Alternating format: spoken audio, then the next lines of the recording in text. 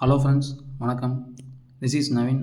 இந்த வீடியோவில் ட்ரெண்டிங்கில் போயிட்டு இருக்க இந்த மாதிரி ஏஐ 3D இமேஜ் ரொம்ப ஈஸியாக எப்படி ஜென்ரேட் பண்ணலான்னு பார்க்க போகிறோம்.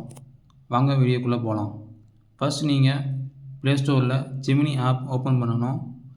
இல்லைனா கூகுளில் ஜெமினின்னு டைப் பண்ணி அதில் ஃபஸ்ட்டு ஒரு லிங்க்கை ஓப்பன் பண்ணுங்கள். ஓப்பன் பண்ண பிறகு அதோட இன்டர்ஃபேஸ் இப்படி தான் இருக்கும். கீழே கார்னரில் ப்ளஸ் ஐக்கான் இருக்கும், அதை கிளிக் பண்ணிக்கோங்க. இந்த ஃபோட்டோவை எடிட் பண்ணுமோ அதை செலக்ட் பண்ணிக்கோங்க. செலக்ட் பண்ண பிறகு ப்ராம்ப்ட் கொடுக்கணும். இந்த ப்ராம்ப்ட் இந்த வீடியோட டிஸ்கிரிப்ஷன் அண்ட் கமெண்டில் கொடுத்துருக்கேன். அந்த ப்ராம்ப்ட் கொடுத்து சென்ட் பண்ண பிறகு 30 to 40 செகண்டில் நமக்கு ஃபோட்டோ எடிட் ஆகிரும். அதை கிளிக் பண்ணி டவுன்லோட் பண்ணிக்கலாம்.